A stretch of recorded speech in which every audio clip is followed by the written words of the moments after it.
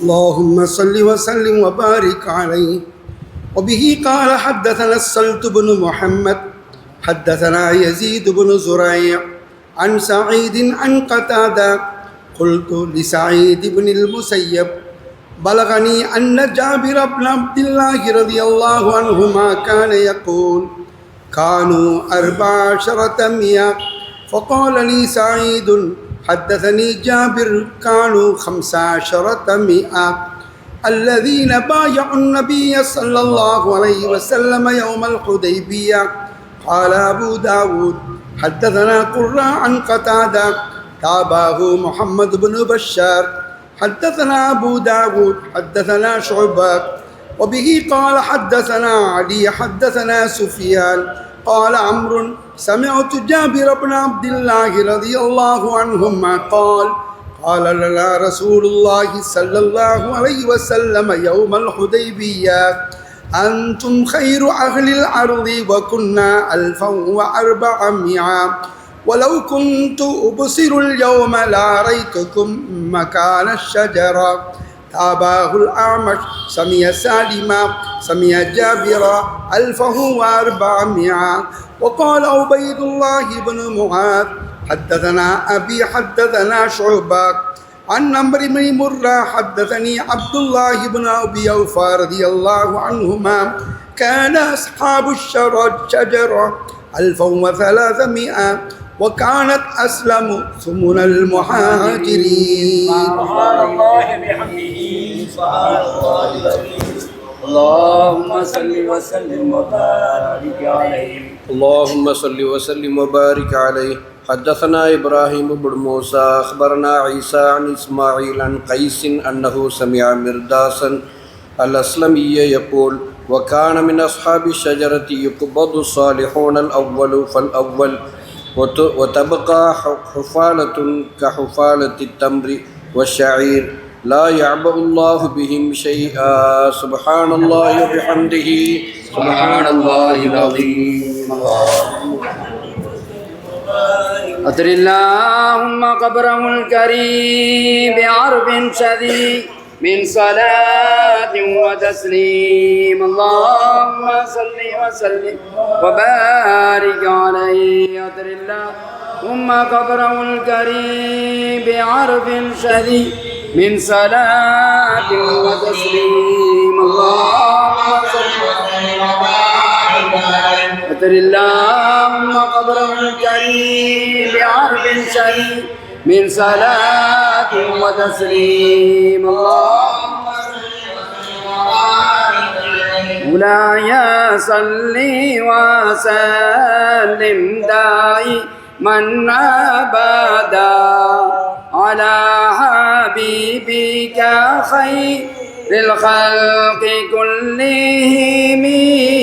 نبتت غارة الأرحام وابتعدت عنا فأسرع شيء غارة الله يا غارة الله هذه السير مسرعة بعلي وقدتنا يا غارة الله ما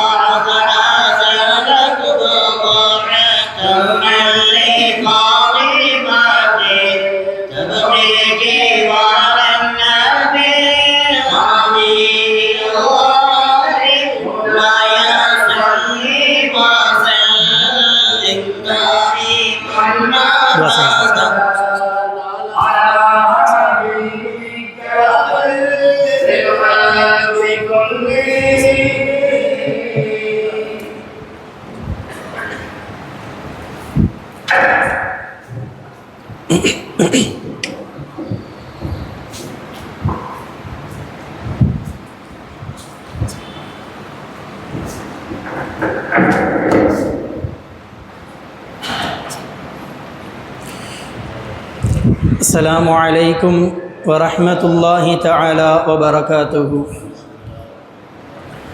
توسلنا ببسم الله وبالهادي رسول الله وكل مجاهد لله بأهل البدر يا الله صلاة الله على طه رسول الله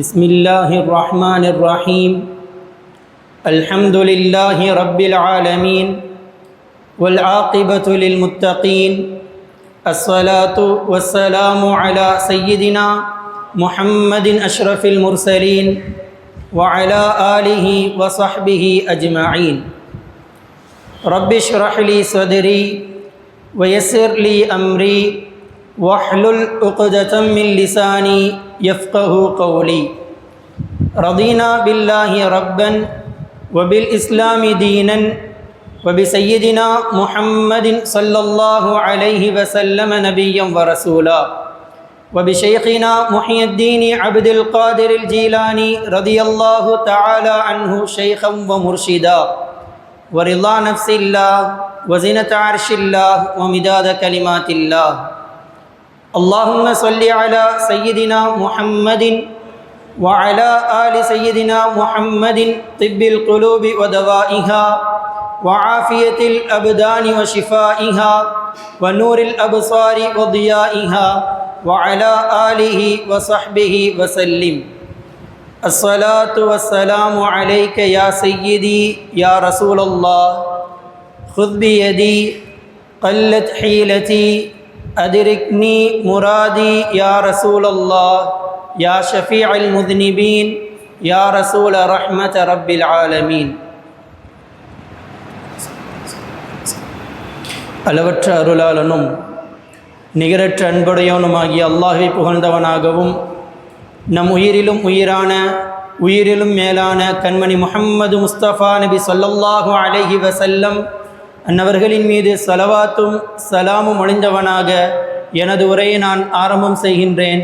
ஸல்லல்லாஹு அலா முஹம்மத் ஸல்லல்லாஹு அலைஹி வஸல்லம். அல்லாஹு ரப்புல் ஆலமீனின் பேரருளும் கண்மணி நபிகள் நாயகம் ஸல்லல்லாஹு அலைஹி வஸல்லம் அன்னவர்களின் அளப்பெரும் நேசமும் நல்லோர்களின் துஆ பரக்கத்தும் நம் யாவர்களின் மீதும் என்றென்றும் நின்று நிலவட்டுமாக. அன்பிற்கினியவர்களே, சங்கை மிகுந்த இந்த மஜ்லிஸில் இன்றைய தினத்தில் சஹீஹுல் புகாரியினுடைய ஜுஸ்உ 16 தொடங்கப்பட்ட பாடம் கிதாபுல் மகாசி. பெருமானார் ஸல்லல்லாஹு அலைஹி வஸல்லம் அன்னவர்களின் காலத்தில் நடந்தேறிய போர்கள், அந்த போர்களை பற்றி தான் இன்றைய பாடத்தின் ஆரம்பத்திலிருந்து ஓதப்பட்டது. அல்லாஹ் சுப்ஹானஹு வ தஆலா அந்த மாணிக்க வரிகளினுடைய பாக்கியத்தை கொண்டு ஈருலகிலும் அல்லாஹ் சுப்ஹானஹு வ தஆலா நம் யாவர்களுக்கும் நிரப்பமான வெற்றியை தந்தருள் புரிவானாக. அன்பிற்கினியவர்களே, பெருமானார் ஸல்லல்லாஹு அலைஹி வஸல்லம் அன்னவர்களின் காலத்தில் நடந்தேறிய போர்களின் எண்ணிக்கைகளை பற்றி ஆரம்பமாக நமக்கு கற்றுத்தருவார்கள். இன்றைய துவக்கமாக அபு இஸ்ஹாக் ரஹ்மத்துல்லாஹி அலைஹி அன்னவர்கள் அறிவிப்பு செய்வார்கள். நான் ஸைத் இப்னு அர்கம் ரலியல்லாஹு தஆலா அன்ஹு அன்னவர்களோடு இருந்தேன். அப்பொழுது ஸைத் இப்னு அர்கம் ரலியல்லாஹு தஆலா அன்னவர்கள் கேட்கப்பட்டார்கள். என்னவென்றால், கம் கஸன் நபியு ஸல்லல்லாஹு அலைஹி வஸல்லம் மின் கஸ்வா, ஸல்லல்லாஹு அலைஹி வஸல்லம் எத்தனை போர்களில் கலந்து கொண்டார்கள்? அப்பொழுது அர்க்கம் ஸைத் இப்னு அர்கம் ரலியல்லாஹு தஆலா அன்ஹு சொல்வார்கள், 19 போர்களில் பெருமானார் ஸல்லல்லாஹு அலைஹி வஸல்லம் அன்னவர்கள் கலந்து கொள்வார்கள். தொடர்ச்சியாக ஸைத் இப்னு அர்கம் ரலியல்லாஹு தஆலா அன்ஹு கேட்கப்படுவார்கள், கம் கஸௌத அன்த மஅஹு, பெருமானாரோடு நீங்கள் எத்தனை போர்களில் கலந்து கொண்டீர்கள்? அப்பொழுது கூறுவார்கள், நான் 17 போர்களில் நான் பெருமானாரோடு கலந்து கொண்டிருக்கின்றேன். இந்த தருணத்தில் நாம் ஒன்றை விளங்க வேண்டும். என்ன தெரியுமா? பொதுவாக போர் என்று வருகின்ற பொழுது கிதாபுகளில் சரியத் என்ற வார்த்தைகளையும் கஸ்வத் என்ற வார்த்தைகளையும் பதிவு செய்வார்கள். கஸ்வத் என்று சொன்னால் பெருமானார் ஸல்லல்லாஹு அலைஹி வஸல்லம் அன்னவர்கள் தாங்களும் போரில் கலந்து கொண்டிருப்பார்கள் அல்லவா, அதற்கு கஸ்வத் என்று சொல்லப்படும். அதே போன்று பெருமானார் ஸல்லல்லாஹு அலைஹி வஸல்லம் தாங்கள் போரில் கலந்து கொள்ளாமல் சஹாபாக்களை மாத்திரம் சில இடங்களுக்கு போருக்காக வேண்டி அனுப்பி வைப்பார்கள். அந்த போருக்கு பெயர் சரியத் என்று சொல்லப்படும். பெருமானார் ஸல்லல்லாஹு அலைஹி வஸல்லம் அன்னவர்கள் 19 போர்களில் கலந்து கொண்டிருக்கின்றார்கள். 38 போர்களில் சஹாபாக்களை அனுப்பி வைத்திருக்கின்றார்கள். ஆக மொத்தம் பெருமானார் ஸல்லல்லாஹு அலைஹி வஸல்லம் அன்னவர்களினுடைய காலத்தில் 57 போர்கள் நடந்திருக்கின்றது. அன்பிற்கினியவர்களே, ஆரம்பத்தில் நாம் ஒன்றை விளங்கிக் கொள்ள வேண்டும். பெருமானார் ஸல்லல்லாஹு அலைஹி வஸல்லம் அன்னவர்கள் அன்பின் உறைவிடமாக இருக்கக்கூடியவர்கள், கருணையின் இடமாக இருக்கக்கூடியவர்கள். பெருமானாரின் கண்ணிற்கு முன்னால் 57 போர்கள் நடந்திருக்கின்றதே என்ற ஒரு கேள்வி எழுமானால் அதற்கு பதிலாக சஹீஹுல் புகாரியினுடைய விளக்க உரையாளர்கள் நமக்கு தெளிவாக கற்றுத்தருவார்கள். பெருமானார் ஸல்லல்லாஹு அலைஹி வஸல்லம் அன்னவர்கள் மக்கமா நகரில் இருந்த 13 ஆண்டு காலம் ஒரு தருணத்திலும் கூட திருப்பி அடிப்பதற்காக வேண்டியோ, தங்களை எதிர்ப்பவர்களின் மீது போர் தொடுக்க வேண்டும் என்றோ, தங்களை காயப்படுத்தி தங்கள் மீது இட்டு கட்டிய மக்களிடத்தில் போர் புரிய வேண்டுமென்றோ ஒரு தருணத்தில் கூட பெருமானார் ஸல்லல்லாஹு அலைஹி வஸல்லம் அன்னவர்கள் தயாரானது இல்லை, அதற்கு முற்படவும் இல்லை. கிதாபுகள் நமக்கு விளக்கமாக கற்றுத்தரும். முதல் 13 ஆண்டு காலங்கள் மக்காவில் அவர்களுக்கு ஏற்பட்ட துன்பங்கள் பெருமானாரை மாத்திரம் ஏற்றுக்கொண்டதற்காக வேண்டிய வேறு ஒரு காரணத்திற்காகவும் அல்லாமல் சஹாபாக்களை மிக கடுமையாக கஷ்டத்தில் உள்ளாக்கினார்கள். அந்த தருணத்திலும் கூட பெருமானார் ஸல்லல்லாஹு அலைஹி வஸல்லம் அந்த காஃபிர்களுக்கு எதிராக நாம் போர் தொடுக்க வேண்டாம் என்பதை போன்றும் ஒரு நாளும் போருக்கு தயாரானது கிடையாது. எல்லா தருணங்களிலும் பொறுமையை கையாண்டார்கள். அதோடு மாத்திரமில்லை, மக்காவை விட்டு மதினாவிற்கு ஹிஜ்ரத் சென்றதற்கு பிறகும் கூட 2 ஆண்டுகள் வரையிலும் பெருமானார் ஸல்லல்லாஹு அலைஹி வஸல்லம் அன்னவர்களும் அன்னவர்களை மாத்திரம் செய்யதாக, தலைவராக, வழிகாட்டியாக எடுத்துக்கொண்ட சத்திய சஹாபாக்கள் அவர்களும் முதல் 15 ஆண்டுகள் யாரையும் எதிர்த்து போரிட்டது கிடையாது. சொல்லப்போனால் பெருமானார் ஸல்லல்லாஹு அலைஹி வஸல்லம் அன்னவர்கள் 23 ஆண்டு காலம் சத்திய தீனுல் இஸ்லாம் மார்க்கத்தை உலகத்திற்கு பறைசாற்றினார்கள். அதில் முதல் 15 ஆண்டுகளும் தங்களுக்கு ஏற்பட்ட எல்லா துன்பங்களையும் எல்லா கஷ்டங்களையும் சகித்தவர்களாகவே இருந்தார்கள். ஒரு தருணத்திலும் கூட எதிர்த்து நின்றது கிடையாது. ஆனால் ஒரு தருணம் வருகின்றது, வேறு வழியே இல்லை, இதனையும் விட்டு விட்டோம் என்று சொன்னால் தன்னை நம்பி வந்தவர்களுக்கு, சத்திய சஹாபாக்களுக்கு அடுத்த உறைவிடம் இல்லை என்று வருகின்ற பொழுது நிர்பந்தத்தின் காரணத்தினால் மார்க்கம் கொடுத்த அனுமதிதான் முதல் போர், நடந்த போர் பத்ர் என்பதாக நமக்கு கற்றுத்தருவார்கள்.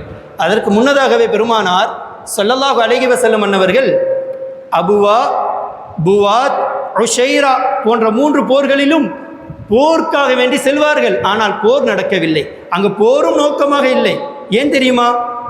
மக்கத்தில் காஃபிர்கள், இஸ்லாமியர்கள் மக்காவில் அதனுடைய வளர்ச்சி சிறிது சிறிதாக வளரும் பொழுது பெருமானாரை பின்பற்றிய சஹாபாக்களுக்கு எண்ணிலடங்காத துன்பங்களை கொடுத்தவர்கள் மதினாவில் நிம்மதியாக வாழ்வதை அவர்களால் பொறுத்து கொள்ள முடியவில்லை. ஒரு திட்டம் தீட்டுகின்றார்கள். நாம் ஒரு படையை ரெடி செய்ய வேண்டும், தயார்படுத்த வேண்டும்.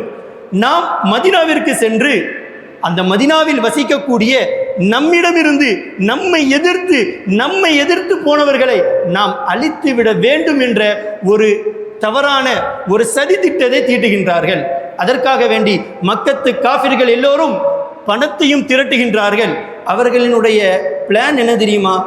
நாம் பணத்தை திரட்டுவோம், அதில் வரக்கூடிய ஒட்டுமொத்த பணத்தையும் வைத்து ஷாம் தேசத்திற்கு நாம் சென்று அங்கு நாம் வாணிபம் செய்வோம், அதில் வரக்கூடிய பன்மடங்கு லாபங்களை கொண்டு இஸ்லாமியரின் மீது நாம் போர் தொடுப்போம், அவர்களை அழிப்போம் என்பதை அவர்கள் திட்டமாக தீட்டினார்கள். இவைகளெல்லாம் பெருமானாருக்கு வர இதற்காக வேண்டிதான் இந்த வாணிப குழு ஐரு குறைஷ் என்று கற்றுத் தருவார்கள், கிதாபுகளில் பதிவு செய்வார்கள். காஃபிர்கள், குறைஷி காஃபிர்களினுடைய வாணிப குழு ஷாம் தேசத்தை நோக்கி செல்கின்ற பொழுது அந்த வாணிப குழுவை நாம் மறைத்து விடலாம், நாம் தடை செய்து விடலாம், அவர்களை தடுத்து விடலாம் என்ற நோக்கத்திற்காக மாத்திரமே பெருமானார் ஸல்லல்லாஹு அலைஹி வஸல்லம் அன்னவர்கள் மக்காவிலிருந்து மதீனாவிற்கு வந்த ஆரம்ப காலத்தில் 12 மாதங்களுக்கு பிறகு சஃபர் மாதத்தில் முதலாவதாக அல் அபுவா என்ற இடத்தில் வைத்து அந்த வாணிப குழுவை தடுத்து விடலாம் என்று நாடி செல்கின்றார்கள். ஆனால் அந்த தருணத்தில் அந்த குழு வேறொரு மார்க்கமாக தப்பித்து விடுகின்றது, சென்று விடுகின்றது. அதே போன்று இதே வாணிப குழு ஹிஜ்ரி 2ஆம் ஆண்டு ரபியுல் அவ்வல் மாதத்தில் அதே ஷாம் தேசத்திற்கு செல்ல இருக்கின்றது என்பதை அறிந்த பெருமானார் ஸல்லல்லாஹு அலைஹி வஸல்லம் அவர்கள் சத்திய சஹாபாக்களோடு அந்த படையை தடுத்து நிறுத்துவதற்காக வேண்டி செல்கின்றார்கள். அப்பொழுதும் அந்த படை வேறொரு மார்க்கமாக சென்று விடுகின்றது. மூன்றாவதாக செல்கின்றார்கள். உஷைரா என்று அந்த போருக்கான பேர். ஹிஜ்ரி 2ஆம் ஆண்டு ஜமாதுல் ஊலா பிறையில் நடக்கின்றது. அந்த தருணத்திலும் கூட அந்த வாணிப குழு வேறு மார்க்கமாக சென்று விடுகின்றது. இந்த 3 தருணங்களிலும் போர் நடைபெறவில்லை என்றாலும் வரலாற்று ஆசிரியர்கள் இவைகளையும் போராகவே பதிவு செய்திருக்கின்றார்கள். இந்த 3 நிகழ்வுகளின் உச்சகட்டம்தான் பத்ரு போரினுடைய வெளிப்பாடு என்பதை நாம் விளங்கிக் கொள்ள வேண்டும். அருமையானவர்களே, ஒரு தருணத்தில் பத்ரு போரினுடைய அவசியமும் நிர்பந்தமும் ஏற்படுகின்றது. பத்ரு போர் ஏன் என்பதை நாம் முதலில் விளங்கிக் கொள்ள வேண்டும்.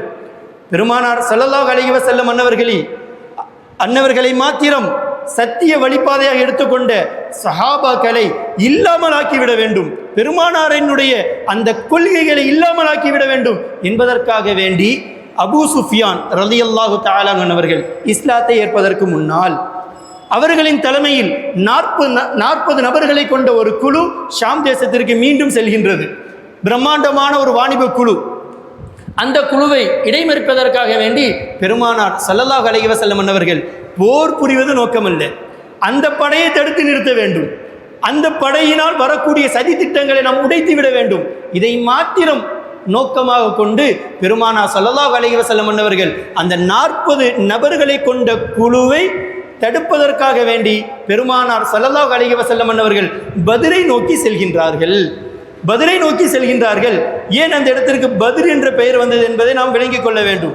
அந்த இடத்தில் சுமார் மதீனாவிலிருந்து தென்மேற்கு திசையாக 84 மைல் தொலைவில் ஒரு கிணறு ஒன்று இருந்தது. அந்த கிணறை ஏற்படுத்தியவர் பத்ர் பின் நாரின் என்ற ஒரு மனிதர். அவரினுடைய பெயரே அதற்கு பெயராக வைத்து விட்டார்கள். அந்த இடத்தில் அந்த போர் நடைபெற்றதால் அந்த போருக்கும் பத்ர் என்றே பெயர் வந்ததாக வரலாற்று ஆசிரியர்கள் நமக்கு கற்றுத்தருவார்கள். அருமையானவர்களே, நாம் பத்ரு போரை பேசுவதற்கு முன்னால் பெருமானார் ஸல்லல்லாஹு அலைஹி வஸல்லம் அவர்கள் பத்ரு போரில் மக்கத்து காஃபிர்களில் முக்கியமான ஒரு தலைவர் கொல்லப்படுவதை குறித்து பத்ரு போருடைய அடிஸ்தலத்திற்கு முன்னதாக அறிவிப்பு செய்து விடுவார்கள். எப்படி தெரியுமா? இன்றைய ஓதப்பட்ட பாடத்தை 2வது ஹதீஸாக பதிவு செய்யப்பட்டது. சஅத் இப்னு முஆத் ரலியல்லாஹு தஆலா அவர்கள் அவர்களும் உமையா பின் ஹலஃப் என்ற மனிதனும் அறியாமை காலத்திலிருந்தே நல்ல ஒரு நண்பராக இருந்தார்கள். எந்த அளவிற்கு தெரியுமா? பெருமானார் ஸல்லல்லாஹு அலைஹி வஸல்லம் சத்திய தீனுல் இஸ்லாம் மார்க்கத்தை பிரகடனப்படுத்தியதுக்கு பிறகும் கூட உமையா மதீனாவின் வழியாக ஏதேனும் ஷாம் தேசத்திற்கோ இல்லாட்டி வியாபாரத்திற்கோ வேண்டி செல்வதாக இருந்தால் சஅத் இப்னு முஆத் ரலியல்லாஹு தஆலா அன்னவர்களின் வீட்டில் தங்குவார். அதே போன்று சஅத் இப்னு முஆத் ரலியல்லாஹு தஆலா அவர்கள் மக்கா வழியாக ஏதேனும் இடத்திற்கு செல்வார்களே ஆனால் உமையாவின் வீட்டில் தங்குவார்கள். அதே போன்று ஒரு நாள் சஅத் இப்னு முஆத் ரலியல்லாஹு தஆலா அவர்கள் உம்ரா செய்வதற்காக வேண்டி மக்கா நகரம் செல்கின்றார்கள். வழமை போன்று உமையாவினுடைய வீட்டிலேயே தங்குகின்றார்கள். அவரிடத்தில் கேட்பார்கள், மக்கள் இல்லாத ஒரு நேரத்தை எனக்கு நீங்கள் சொல்லுங்கள், நான் நிம்மதியாக மனநிறைவாக தனியாக நான் தவாஃப் செய்ய வேண்டும் என்பதாக ஒரு நேரத்தை குறிப்பிடுவார். அதே போன்று சஅத் இப்னு முஆத் ரலியல்லாஹு தஆலா அவர்கள் தவாஃப் செய்து கொண்டிருப்பார்கள்.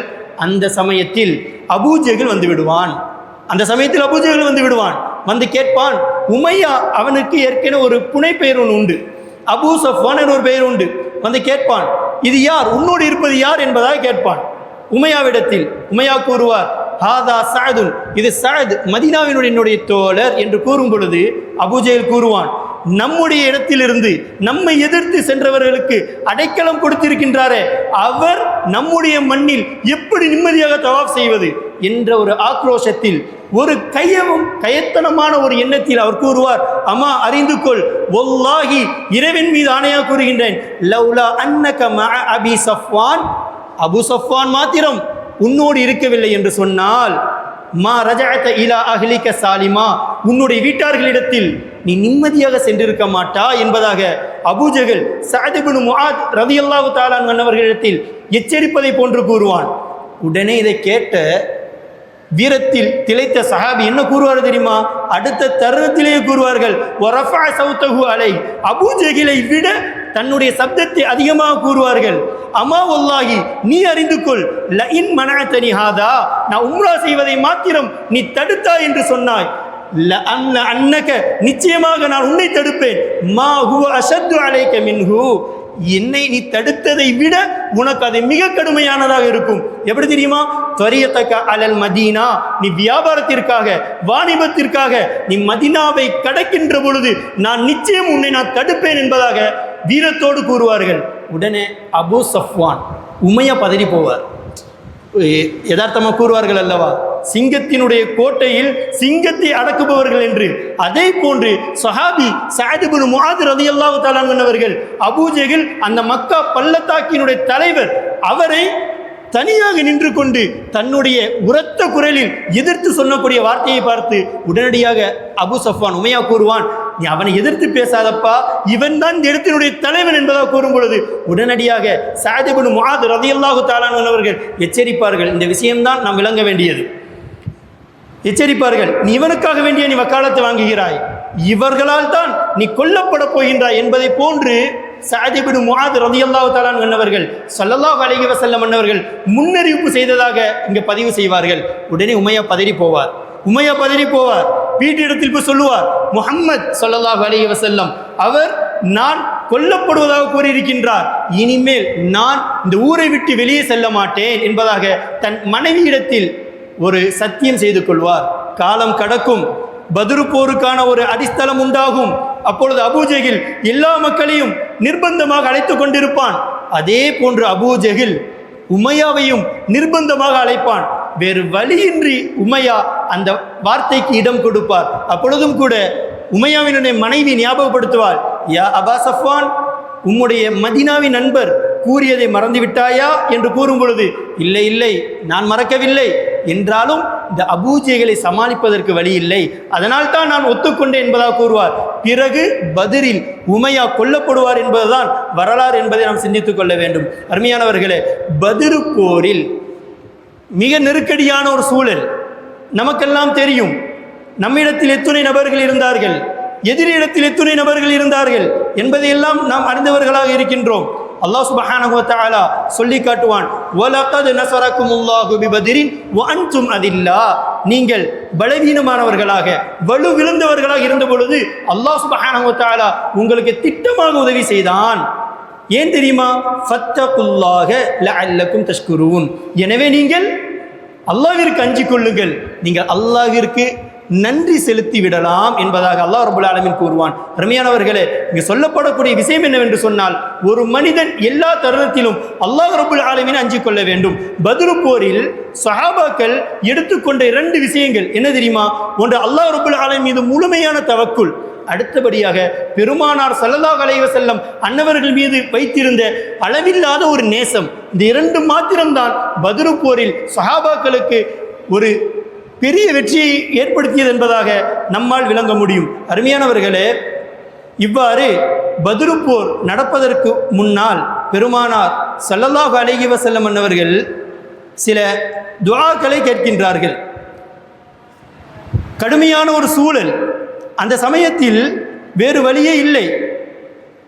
பத்ரு போரில் எதிரி அணியினர்கள் 1000 நபர்களுக்கு நெருக்கமானவர்கள் தயாராகிவிட்டார்கள். நாம் ஆரம்பத்திலே சொன்னோம், ஐரு குறைஷ் என்ற வாணிப குழுவை இடைமறிப்பதற்காக மாத்திரம்தான் மதீனாவிலிருந்து ஸல்லல்லாஹு அலைஹி வஸல்லம் அன்னவர்களுடைய படை கிளம்பியது. ஆனால் அந்த தருணத்திலும் கூட பத்ரில் இருக்கின்ற சமயத்தில் என்ன ஏற்படும் என்று சொன்னால், அந்த சமயத்திலும் அபூ சுஃபியான் அவர்கள் தலைமையில் வந்த அந்த வாணிப குழு வேறு வழியாக தப்பித்துவிடும். பிறகு மக்காவில் உள்ளவர்கள் நம்முடைய வாணிபு குழுவை எதிர்க்க வந்தவர்கள் நாம் அழித்து விட வேண்டும், இல்லாமல் ஆக்கிவிட வேண்டும், இந்த தருணத்தை பயன்படுத்தி விட வேண்டும் என்பதற்காக வேண்டி மக்காவில் உள்ள எல்லா மக்களையும் அபூஜைகள் போன்ற தலைவர்கள் எல்லாரும் அழைக்கத் தொடங்குவார்கள். பிறகு அந்த மக்கள் அனைவர்களும் பத்ரை நோக்கி வந்து விடுவார்கள். சுமார் 1000த்திற்கும் நெருக்கமான நபர்கள் பத்ரை நோக்கி வந்து விடுவார்கள். ஆனால் நம்மிடத்தில் இருப்பவர்களோ மிகவும் சொற்பமான 300ற்கும் நெருக்கமான நபர்கள் மாத்திரமே இருப்பார்கள். அந்த தருணத்தில் பெருமானார் ஸல்லல்லாஹு அலைஹி வஸல்லம் அன்னவர்கள் பல முறை சஹாபாக்களிடத்தில் ஆலோசனை கேட்பார்கள். ஏன் தெரியுமா? இந்த பத்ரு போரை பொறுத்தவரையிலும் 300 சொச்சம் நபர்கள் இருந்தாலும் கூட அதில் அதிகமான நபர்கள் அன்சாரி தோழர்கள், 240ற்கும் மேற்பட்டவர்கள் அன்சாரி தோழர்கள். ஆனால் இந்த பகை என்பது முஹாஜிர்கள் மக்காவில் வாழ்ந்த மதினாவிற்கு ஹிஜ்ரத் செய்து வந்த சஹாபிகளுக்கும் மக்காவில் உள்ள காஃபிர்களுக்கும் தான் பிரச்சனையே என்று இருக்கின்ற பொழுது அன்சாரிகள் அதிகமாக இருப்பதினால் பெருமானார் ஸல்லல்லாஹு அலைஹி வஸல்லம் ஆலோசனை கேட்கும் பொழுதெல்லாம் உமர் ரலியல்லாஹு தஆலா அன்ஹு போன்ற மக்காவிலிருந்து மதினாவிற்கு வந்த முஹாஜிர் சஹாபிகள் அனைவர்களும் போர் செய்யலாம் என்று சொல்லும் பொழுது ஸல்லல்லாஹு அலைஹி வஸல்லம் அன்னவர்கள் அன்சாரிகளினுடைய பதிலை எதிர்பார்த்து அமைதியாக இருந்து மீண்டும் மீண்டும் ஆலோசனை செய்வார்கள். அப்பொழுது பெருமானார் ஸல்லல்லாஹு அலைஹி வஸல்லம் அன்னவர்கள் நம்மிடத்தில்தான் பதிலை எதிர்பார்க்கின்றார்கள் என்று விளங்கிய அன்சாரிகளில் ஒருவர்களான மிக்தாத் இப்னு அஸ்வத் ரலியல்லாஹு தஆலா அன்ஹு பெருமானார் இடத்தில் செல்வார்கள். யா ரசூலல்லாஹ், லா நகூலு கமா கால கௌமு மூசா, மூசா நபியினுடைய கூட்டம் சொன்னதை போன்று நாங்கள் ஒரு காலமும் சொல்ல மாட்டோம். இது ஹபன்த வ ரப்புக ஃபகாத்திலா, நீங்களும் உம்முடைய ரப்பும் போய் போர் புரியுங்கள் என்பதாக மூசா நபியினுடைய கூட்டம் சொன்னதை போன்று ஒரு காலமும் நாங்கள் சொல்ல மாட்டோம் யா ரசூலல்லாஹ். வலாகின்னா, என்றாலும் நாங்கள் நுகாத்திலு ஐ யமீனிக வ அன் ஷிமாலிக வ பைன யதைக வ கல்ஃபிக், உங்களுக்கு முன்னதாகவும் உங்களுக்கு பின்னதாகவும் உங்களுக்கு வலதாகவும் உங்களுக்கு இடதாகவும் நின்று உங்களோடு நாங்கள் போர் புரிவோம் யா ரசூலல்லாஹ் என்று 240 சஹாபிகளுக்கும் தோதுவாக இந்த ஒரு சஹாபி எழுந்து பெருமானாருக்கு பதில் சொன்னதை பார்த்தவுடன் பெருமானார் ஸல்லல்லாஹு அலைஹி வஸல்லம் அன்னவர்களை நான் பார்த்தேன். அஷ்ரக வஜ்ஹுஹு, நான் சொன்ன பதிலினால் பெருமானாரினுடைய முகம் மலர்ந்தது, ஒளிர்ந்தது. வஸர்ரஹு, என்னுடைய அந்த வார்த்தையினால் பெருமானார் ஸல்லல்லாஹு அலைஹி வஸல்லம் அன்னவர்கள் சந்தோஷப்பட்டார்கள் என்பதாக கூறுவார்கள். அருமையானவர்களே, இந்த செய்திகள் எல்லாம் இன்றைய ஓதப்பட்ட பாடத்தில் நமக்கு கற்றுத்தரப்பட்டு இருக்கின்றது. நாம் விளங்க வேண்டும், பெருமானார் ஸல்லல்லாஹு அலைஹி வஸல்லம் ஒவ்வொரு மனிதர்களுடைய உரிமைகளுக்கும் இடம் கொடுத்திருக்கின்றார்கள். அன்சாரிகள் சஹாபிகள் அவர்களுக்கும் இந்த போரில் கலந்து கொள்ள வேண்டும் என்ற கடமை உண்டு. என்றாலும் அவர்களின் உரிமைகளையும் அவர்களினுடைய பதில்களையும் பெருமானார் ஸல்லல்லாஹு அலைஹி வஸல்லம் அவர்கள் இடமளித்திருக்கின்றார்கள் என்பதை நாம் விளங்க வேண்டும். பெருமானார் ஸல்லல்லாஹு அலைஹி வஸல்லம் அன்னவர்களோடு வந்த சஹாபிகளின் எண்ணிக்கையில் சில கருத்து வேறுபாடுகள் இருக்கின்றது. அது ஏன் என்று சொன்னால் நாம் பின்னால் கூறுவோம். பெருமானார் ஸல்லல்லாஹு அலைஹி வஸல்லம் அன்னவர்களோடு பத்ரு போரில் கலந்து கொண்ட சஹாபிகள் 319 பேர்கள் என்று முஸ்லிம் ஷரீஃபில் இடம்பெற்றிருக்கின்றது. அதே போன்று 317 பேர் என்பதாக இப்னு சஅத் ரஹ்மத்துல்லாஹி அலைஹி அன்னவர்களும் பதிவு செய்திருக்கின்றார்கள். அதே போன்று 315 நபர்கள் என்றும் பஸார் ரஹ்மத்துல்லாஹி அலைஹி அன்னவர்களும் பதிவு செய்திருக்கின்றார்கள். அதே போன்று 313 பேர் என்பதாக இப்னு அப்பாஸ் ரலியல்லாஹு தஆலா அன்ஹு பதிவு செய்திருப்பார்கள். இதனைத்தான் வரலாற்று ஆசிரியரான இப்னு இஸ்ஹாக் ரஹ்மத்துல்லாஹி அலைஹி அன்னவர்கள் தேர்வு செய்து இதை பிரபலமானதாக அமைத்து கொடுத்திருப்பார்கள். இதுதான் நாளடைவில் 313 நபர்கள் என்பதாக நம்ம இடத்தில் வந்தது. அப்படி என்றால் இந்த எண்ணிக்கையில் ஏற்றத்தாழ்வு ஏன் என்று கேட்டால் கற்றுத்தருவார்கள். போர் நடைபெறும் பொழுது சில சிறு பிள்ளைகளை எல்லாம் பெருமானார் ஸல்லல்லாஹு அலைஹி வஸல்லம் போருக்கு அனுமதிக்கவில்லை. அதே போன்று சில பெருமக்களையும் பெருமானார் ஸல்லல்லாஹு அலைஹி வஸல்லம் அவர்கள் போருக்கு அனுமதிக்கவில்லை. ஏனென்றால் அவர்களால் போரில் நின்று அவர்களால் செயல்பட முடியாது என்பதற்காக வேண்டி அவர்களை பெருமானார் அனுமதிக்காததினால் அவர்களை சிலர் சேர்த்தும் அவர்களை சிலர் சேர்க்காமலும் இந்த கணக்குகள் இருப்பதாக ஷரகுகளில் நம்மால் பார்க்க முடியும். அருமையானவர்களே, அண்ணல் பெருமானார் ஸல்லல்லாஹு அலைஹி வஸல்லம் அன்னவர்களோடு போரில் கலந்து கொண்டவர்களை பற்றியும் போரில் கலந்து கொள்ளாதவர்களை பற்றியும் அல்லாஹ் சுப்ஹானஹு வ தஆலா இறைவசனத்தில் நமக்கு சொல்லி காட்டுவான். லா யஸ்தவில் காயிதுன மினல் முஃமினீன், பெருமானார் ஸல்லல்லாஹு அலைஹி வஸல்லம் அன்னவர்களோடு பத்ர் போரில் கலந்து கொண்டவர்களும் கலந்து கொள்ளாதவர்களும் சமமானவர்கள் அல்ல என்பதாக அல்லாஹ் ரப்பல் ஆலமீன் கூறுகின்றான் என்பதாக இப்னு அப்பாஸ் ரலியல்லாஹு தஆலா அவர்கள் நமக்கு சொல்லி காட்டுவார்கள். ஆக மொத்தத்தில் பத்ருக்கான எல்லா ஆயத்தங்களும் ரெடியாகிவிட்டது. எதிரிகள் தங்களினுடைய வாணிப குழு தப்பித்து சென்றாலும் கூட அவர்களினுடைய அந்த கெட்ட எண்ணத்தின் காரணத்தினால், அந்த அவர்களுடைய கர்வத்தின் காரணத்தினால் இஸ்லாத்தை அழித்து விட வேண்டும் என்ற ஒரே நோக்கத்தில் அவர்கள் வாணிப குழு தப்பித்து சென்ற பொழுதிலும் தங்களுடைய மக்கள் 1000 நபர்களை அழைத்து சென்று பதிலில் இருக்கின்றார்கள். நம்முடைய மக்கள் 300 சொச்சம் நபர்கள் தங்களிடத்தில் சொல்லக்கூடிய அளவிற்கு ஆயுதங்கள் ஒன்றுமில்லை. ரமலான் மாதமாக இருந்ததின் காரணத்தினால் நோன்பும் நோற்றிருந்தார்கள். தங்களின் உடலும் பலகீனமான வெளிரங்கத்தில் இருந்தது. இந்த சூழ்நிலைகளை எல்லாம் பயன்படுத்தி அந்த மக்கத்து காஃபிர்கள் இவர்களை நாம் வேரோடு அழித்து விட வேண்டும் என்று திட்டம் தீட்டி வந்தார்கள். ஆனால் அல்லாஹ் சுப்ஹானஹு வ தஆலா நடந்தேறிய செய்தது என்ன தெரியுமா? பெருமானா ஸல்லல்லாஹு அலைஹி வஸல்லம் உருக்கமாக துஆ கேட்பார்கள். அல்லாஹும்ம இன்னி அன்ஷுதுக அஹதக வ வஅதக, யா அல்லாஹ், நீ அளித்த வாக்குறுதியும் நீ அளித்த உறுதிமொழியும் எங்களுக்கு நீ நிறைவேற்றி தருவாயாக. அல்லாஹும்ம ரச்சகா இன் ஷிஅத, உன்னுடைய இந்த விசுவாசிகளை நீ அழிக்க நாடினால் லம் துஅபத், உன்னை வணங்குவதற்கென்று எந்த ஒரு முஃமினும் இருக்க மாட்டார்கள் யா அல்லாஹ் என்று மிக உருக்கமாக ஸல்லல்லாஹு அலைஹி வஸல்லம் அவர்கள் மன்றாடுகின்ற சமயத்தில் ஃபஅஹத அபூபக்கர் ரலியல்லாஹு தஆலா அன்ஹு பியதி, பெருமானார் ஸல்லல்லாஹு அலைஹி வஸல்லம் அவர்களின் முபாரக்கான கரத்தை அபூபக்கர் நாயகம் பிடிப்பார்கள். அல்லாஹ் சுப்ஹானஹு வ தஆலா நமக்கும் கனவிலும் நினைவிலும் அந்த பாக்கியத்தை நிறைவாக தந்தருள் புரிவானாக. கரத்தை பிடித்து சொல்லுவார்கள், ஹஸ்புக், போதும் யா ரசூலல்லாஹ், போதும், நீங்கள் மன்றாடியது போதும் யா ரசூலல்லாஹ் என்று கூறும் பொழுது பெருமானா ஸல்லல்லாஹு அலைஹி வஸல்லம் ஃபஹரஜ வஹுவ யகூல், சொல்லக்கூடியவர்களாக அந்த அறையை விட்டு வெளியே வருவார்கள். சய்யுஹுஸமுல் ஜம்உ வயுவல்லூன துபுர், இந்த படை புறமுதுகிட்டு ஓடும், நாளை தோற்கடிக்கப்படும் என்பதாக பெருமானா ஸல்லல்லாஹு அலைஹி வஸல்லம் அவர்கள் சந்தோஷத்தோடு சஹாபாக்களுக்கு முன்னறிவிப்பு செய்தவர்களாக வந்துவிட்டு கூறுவார்கள், இந்த இடத்தில் இந்த நபர் நாளை மாண்டு கிடப்பார், இந்த இடத்தில் இந்த நபர் இப்படி இறந்து கிடப்பார் என்பது போன்று பெருமானா ஸல்லல்லாஹு அலைஹி வஸல்லம் அவர்கள் முன்னறிவிப்பு செய்வார்கள். அதே போன்று நாளை பத்ரில் அந்த தலைவர்கள் எல்லோரும் கொல்லப்பட்டு கிடந்ததை நாங்கள் பார்த்தோம் என்பதாக சஹாபாக்கள் பதிவு செய்வார்கள். அருமையானவர்களே, விடிந்தால் கடுமையான ஒரு போர், மும்மடங்கு அதிகமான படை. அல்லாஹ் சுப்ஹானஹு வ தஆலா கூறுவான், நாம் அவர்களுக்கு நிம்மதியை தரக்கூடிய தூக்கத்தை கொடுத்தோம், அவர்களுக்கு நிம்மதியை தரக்கூடிய தூக்கத்தை கொடுத்தோம் என்று கற்றுத்தருவான். நாம் விளங்க வேண்டும், காலையில் ஒரு மனிதனுக்கு தூக்கு தண்டனை என்று சொன்னால், உதாரணத்திற்கு அவனால் இரவு நேரத்தில் தூக்கம் வருமா? தூக்கம் வருமா? சஹாபிகள் நிம்மதியாக தூங்கினார் என்று சொன்னால் அல்லாஹ் சுப்ஹானஹு வ தஆலா அந்த பத்ர் களத்தை சஹாபிகளுக்கு ரஹ்மத்தாக அமைத்து தந்தான். உலகம் மக்கள் அனைவர்களுக்கும் இஸ்லாத்தின் மீது உண்டான ஒரு கண்ணியத்தை இந்த பத்ரின் மூலமாக அல்லாஹ் சுப்ஹானஹு வ தஆலா ஏற்படுத்தி கொடுத்தான். அருமையானவர்களே, பத்ர் போர் ஆரம்பமாகக்கூடிய சமயத்தில் பெருமானார் ஸல்லல்லாஹு அலைஹி வஸல்லம் சஹாபாக்களுக்கு ஒரு அறிவுரை கூறுவார்கள். இதா அக்ஸபூக்கும், உங்களிடத்தில் எதிரிகள் நெருங்கி வந்தால், அதாவது அக்ஸருக்கும் அதிகமாக வந்தால், நாம் விளங்க வேண்டும், அம்பு என்று சொன்னால் சற்று தூரத்தில் இருப்பவரை காயப்படுத்துவதற்காக தான் பயன்படுத்த முடியும். ஆனால் தங்களிடத்தில் இருக்கக்கூடிய மிக சொற்பமான ஆயுதத்தின் காரணத்தினால் பெருமானார் ஸல்லல்லாஹு அலைஹி வஸல்லம் அவர்கள் கூறுவார்கள், உங்களிடத்தில் உங்கள் எதிரிகள் உங்களை நெருங்கி அதிகமாக வந்தால் ஃபர்மூஹும், நீங்கள் அம்புகளை ஏந்தி கொள்ளுங்கள். அப்படி இல்லை என்று சொன்னால் வஸ்தபுகு நபலக்கும், உங்களுடைய அம்புகளை நீங்கள் மிச்சப்படுத்திக் கொள்ளுங்கள் என்பதாக கூறுவார்கள்.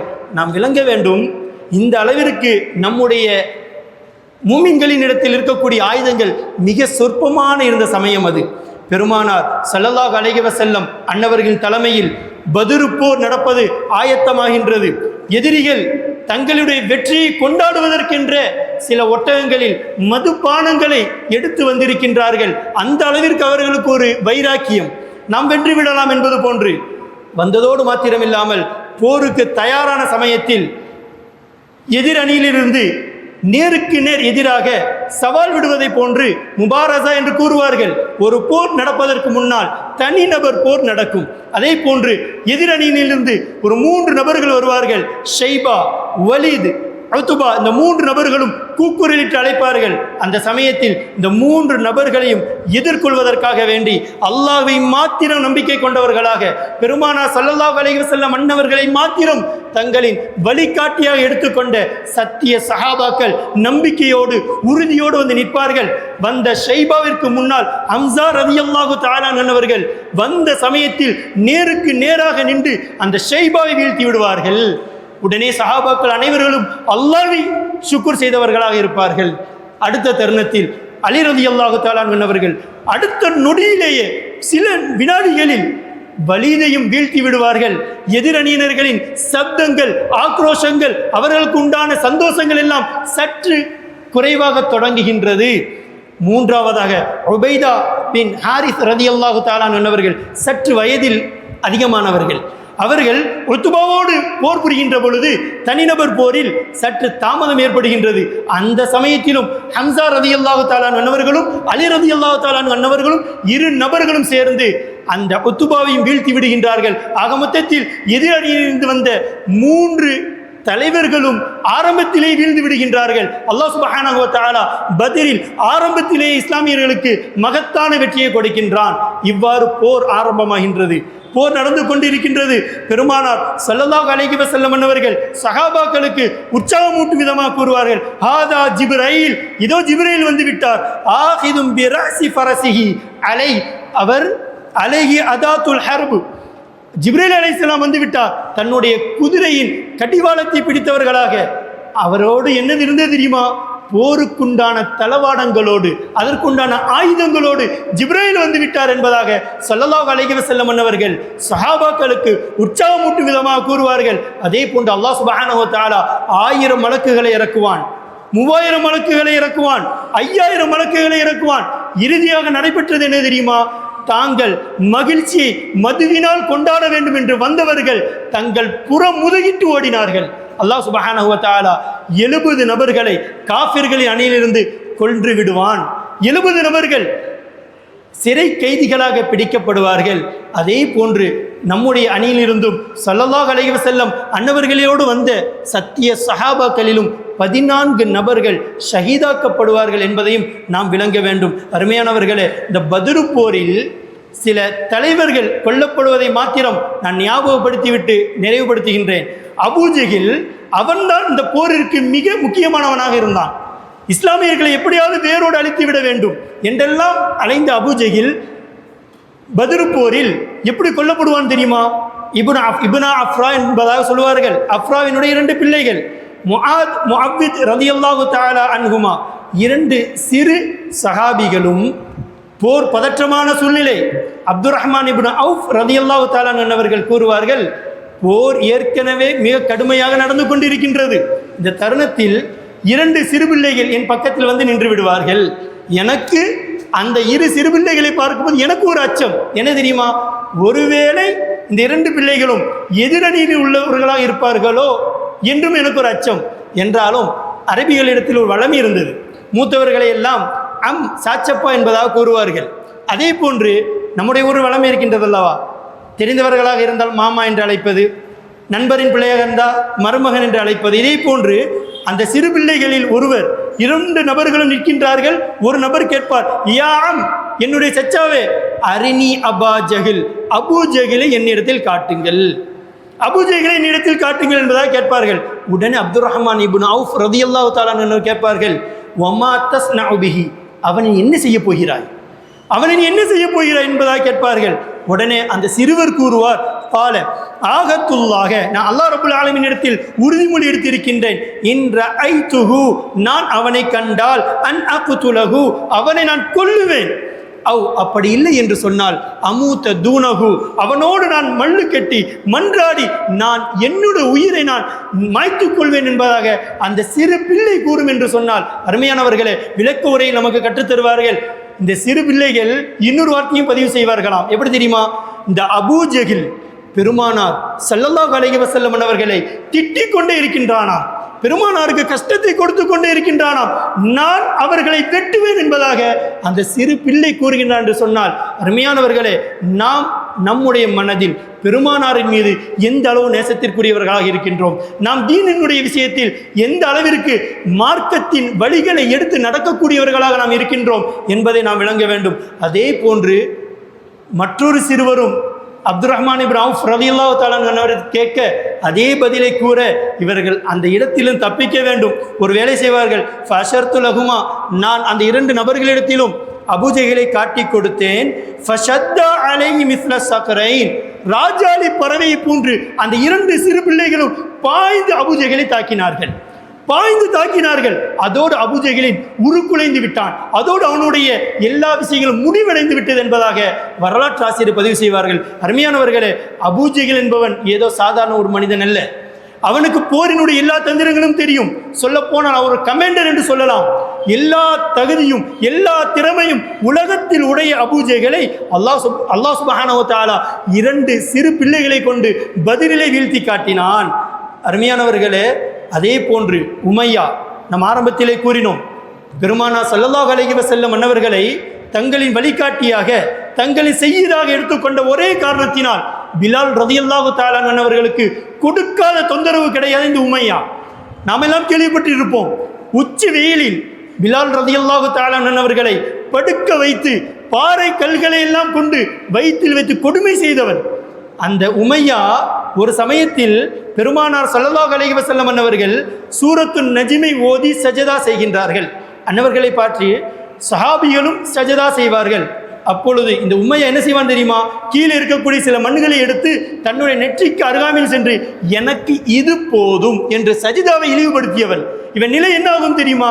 பத்ரு போரில் பிலால் ரலியல்லாஹு தஆலா அன்ஹு இந்த உமையாவை பார்ப்பார்கள், கூறுவார்கள், லா நஜவுது இன்னஜா உமையா, உமையா மாத்திரம் தப்பித்தான் என்று சொன்னால் எனக்கு தப்புதல் கிடையாது, உமையா மாத்திரம் பிழைத்து கொண்டான் என்று சொன்னால் எனக்கு பிழைக்குதல் என்பது கிடையாது என்று கூக்குரலிட அங்கு இருக்கக்கூடிய அன்சாரி சஹாபிகள் உமையாவை நோக்கி செல்வார்கள். அங்கே உமையாவும் மாய்ந்து விடுவான். இவ்வாறு ஒவ்வொரு மக்கத்து காஃபிர்களாக முக்கிய தலைவர்களாக இந்த பதிரில் இஸ்லாமியர்களை வேறறுக்க வேண்டும் என்று வந்தவர்கள் அடையாளம் இல்லாமல் போனார்கள் என்பதுதான் இந்த பதிரில் அல்லாஹ் சுப்ஹானஹு வ தஆலா இஸ்லாமியர்களுக்கு ஏற்படுத்திய மிகப்பெரிய ஒரு பாக்கியம். அருமையானவர்களே, ஒரு தருணத்தில் பெருமானார் ஸல்லல்லாஹு அலைஹி வஸல்லம் கஅபாவில் சஜதா செய்து கொண்டிருப்பார்கள். அப்பொழுது சில மக்கத்து காஃபிர்கள் எல்லோரும் சேர்ந்து ஒட்டக குடல்களை எல்லாம் எடுத்து வந்து பெருமானாரின் மீது போட பெருமானார் ஸல்லல்லாஹு அலைஹி வஸல்லம் அன்னவர்கள் படக்கூடிய அந்த கஷ்டத்தை பார்த்து ஃபாத்திமா ரலியல்லாஹு தஆலா அன்னவர்கள் அழுது கொண்டு ஓடி வருவார்கள். யா ரசூலல்லாஹ், யா ரசூலல்லாஹ் என்று ஓடி வந்து அந்த குடல்கள் அசுத்தங்களை எல்லாம் நீக்கிவிட்டு பிறகு பெருமானாரை அழைத்து செல்லும் பொழுது பெருமானார் ஸல்லல்லாஹு அலைஹி வஸல்லம் சில மக்கத்து காஃபிர்களுக்கு எதிராக கஅபாவிற்கு சென்று துஆ செய்வார்கள். எதிராக யாருக்கெல்லாம் தெரியுமா? Rabia, Shaibah ibn Rabia, Utbah ibn Rabia, Walid ibn Utbah, Abi Jahl ibn Hisham, இது போன்ற பல தலைவர்களுக்கு எதிராக ஸல்லல்லாஹு அலைஹி வஸல்லம் அவர்கள் வேறு வழியின்றி துஆ செய்வார்கள், எதிராக துஆ செய்வார்கள். பிறகு நான் பத்ரு போர்க்களத்தில் இந்த தலைவர்களை எல்லாம் நான் பார்த்தேன். எப்படி தெரியுமா? இவர்கள் வயிறு உப்பியவர்களாக, நிறம் மாறியவர்களாக, உருக்குலைந்தவர்களாக சிதறி கிடந்ததை நான் பார்த்தேன் என்பதாக அப்துல்லா இப்னு மஸ்ஊத் ரலியல்லாஹு தஆலா அன்ஹு அவர்கள் அறிவிப்பார்கள். அருமையானவர்களே, இவ்வாறு பத்ரு போர்க்களத்தில் பெருமானார் ஸல்லல்லாஹு அலைஹி வஸல்லம் அன்னவர்களை நம்பி வந்த சத்திய சஹாபாக்களுக்கு அல்லாஹ் சுப்ஹானஹு வ தஆலா இனிலடங்காத வெற்றிகளையும் பல பாக்கியங்களையும் கொடுத்தான். பெருமானார் ஸல்லல்லாஹு அலைஹி வஸல்லம் போர் நிறைவு பெற்றதற்கு பிறகு அந்த மக்கத்து காஃபிர்களிலிருந்து 24 சனாதீத் என்று கூறுவார்கள், 24 தலைவர்கள் கொன்று கிடந்தவர்களை ஒரு கிணற்றில் போடும்படி உத்தரவிடுவார்கள். அதே போன்று 24 மக்கத்து காஃபிர்களின் தலைவர்களும் அந்த கிணற்றில் கிடந்த இடத்தில் பெருமானார் ஸல்லல்லாஹு அலைஹி வஸல்லம் அன்னவர்கள் சென்று கேட்பார்கள். இது அந்த காஃபிர்களுக்கு மாத்திரமல்ல, உலக மக்கள் அனைவர்களுக்கும் உண்டான ஒரு கேள்வி. இறந்து கிடப்பவர்களிடத்தில் பெருமானார் ஸல்லல்லாஹு அலைஹி வஸல்லம் வந்து கேட்பார்கள், ஃபஇன்னா, நிச்சயமாக நாங்கள், கது வஜதுனா, நாங்கள் பெற்றுவிட்டோம், அடைந்து கொண்டோம், மா வஅதனா ரப்புனா ஹக்கா, எங்களுடைய இரட்சகன் எங்களுக்கு வாக்குறுதி தந்ததை நாங்கள் பெற்றுக்கொண்டோம், ஃபகல் வஜத்தும் நீங்கள் பெற்றுக்கொண்டீர்களா மா வஅத ரப்புக்கும் ஹக்கா உம்முடைய ரப்பு உங்களுக்கு வாக்களித்ததை நீங்கள் பெற்றுக்கொண்டீர்களா என்பதாக பெருமானார் ஸல்லல்லாஹு அலைஹி வஸல்லம் எல்லாம் முடிந்ததற்கு பிறகு இனி ஒன்றும் அவர்களால் செய்ய முடியாது என்ற நிலையை அவர்கள் உணர்ந்ததற்கு பிறகு பெருமானார் ஸல்லல்லாஹு அலைஹி வஸல்லம் அவர்களுக்கும் இனி வரக்கூடிய கியாமத் நாள் வரை வரக்கூடிய எல்லா மனிதர்களுக்கும் உணர்த்தும் முகமாக கற்றுத்தருவார்கள். நீங்கள் உம்முடைய ரப்பினுடைய வாதாக்களை வாக்குறுதிகளை நீங்கள் முறையாக எடுத்துக்கொள்ளுங்கள் என்பதை போன்று நமக்கு படிப்பினையாக்கி தருவார்கள். அல்லாஹ் சுப்ஹானஹு வ தஆலா பெருமானார் எதற்காக அனுப்பப்பட்டார்களோ அந்த வழியில் நாம் நடந்து வாழ்ந்து நிறைவேறக்கூடிய பாக்கியத்தை தருவானாக. அதே போன்று பத்ரில் கலந்து கொண்டவர்களுடைய சிறப்பை பற்றி கூறும் பொழுது ஜிப்ரீல் அலைஹிஸ்ஸலாம் அன்னவர்கள் பெருமானார் இடத்தில் வருவார்கள். வந்து கேட்பார்கள், யா ரசூலல்லாஹ் பத்ரில் கலந்து கொண்டவர்களுடைய சிறப்பு என்ன என்று கேட்பார்கள். அப்பொழுது ஸல்லல்லாஹு அலைஹி வஸல்லம் அன்னவர்கள் கூறுவார்கள், முஸ்லிம்களில் சிறந்தவர்கள் பத்ரில் கலந்து கொண்டவர்கள் தான் என்று நாங்கள் கருதுகின்றோம். அதே போன்று ஜிப்ரீல் அலைஹிஸ்ஸலாம் கூறுவார்கள், ஆம் அதே போன்று வானவர்கள் எங்களில் சிறந்தவர்கள் யார் தெரியுமா? பத்ரில் எந்த மலக்குகள் கலந்து கொண்டார்களோ அவர்கள்தான் எங்களிலும் சிறந்தவர்கள் என்பதாக பத்ரினுடைய சிறப்பை பற்றி அந்த இடத்தில் நமக்கு கற்றுத்தரப்படும். நிறைவாக ஒன்றை மாத்திரம் நினைவுபடுத்திவிட்டு நான் நிறைவுபடுத்துகின்றேன். அருமையானவர்களே, ஹாரிசா பின் சுராக்கா ரலியல்லாஹு தஆலா அன்ஹு அவர்கள் ஒரு அன்சாரி சஹாபி, பத்ரில் ஷஹீதாக்கப்படுவார்கள். அன்னவர்களின் தாயார் அன்னவர்கள் மீது மிக அதிகமான நேசத்திற்குரியவர்கள். பெருமானார் இடத்தில் வருவார்கள், யா ரசூலல்லாஹ் பத்ரிலே என்னுடைய மகன் ஷஹீதாகிவிட்டார்கள், நான் அவர்களோடு எப்படி பரஸ்பரம் இருப்பேன் என்று உங்களுக்கு தெரியும். இப்பொழுது என் மகன் என்னிடத்தில் இல்லை யா ரசூலல்லாஹ், என்னுடைய மகன் நாளை சுவனத்தில் இருப்பான் என்று சொன்னால் அதை கொண்டு நான் பொறுமையாக இருந்து விடுவேன் யா ரசூலல்லாஹ். ஒருவேளை அதற்கு மாற்றமாக இருக்கும் என்று சொன்னால் என்னுடைய நிலை என்னாகும் என்று உங்களுக்கு தெரியும் யா ரசூலல்லாஹ். என்னுடைய மகனின் நிலை என்ன என்பதாக கேட்கும் பொழுது ஸல்லல்லாஹு அலைஹி வஸல்லம் அவர்களுக்கு ஆறுதல் கூறிவிட்டு ஒரு வார்த்தையை கூறுவார்கள், சுவனம் ஒன்றாயிருக்கின்றது, சுவனம் ஒன்றாயிருக்கின்றது.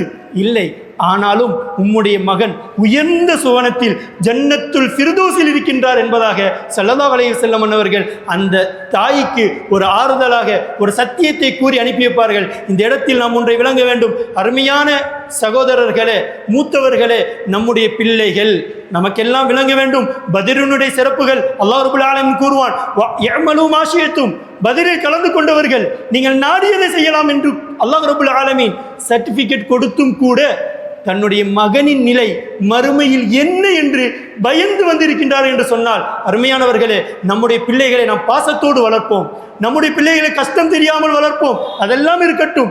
ஆனால் நம்முடைய பிள்ளை நாளை மறுமையில் எந்த நிலைக்கு ஆளாகுவான், என்னுடைய பிள்ளையின் நாளை மறுமை நிலை என்ன ஆகும் என்பதை சிந்தித்து ஒவ்வொரு நாளும் நம்முடைய பிள்ளைகளை நாம் வளர்க்க வேண்டும். நம்முடைய பிள்ளைகளின் ஒவ்வொரு செயல்பாடுகளிலும், பாப்பா நாளை மறுமை இருக்கின்றது, உன்னுடைய ஒவ்வொரு காரியங்களை குறித்தும் நீ கேள்வி கேட்கப்படுவாய் என்பதை உணர்த்தி வளர்க்க வேண்டும். என்னுடைய பிள்ளை அதிகமாக படிக்க வேண்டும், ஐடி கம்பெனியில் இருக்க வேண்டும், சந்தோஷம்தான்.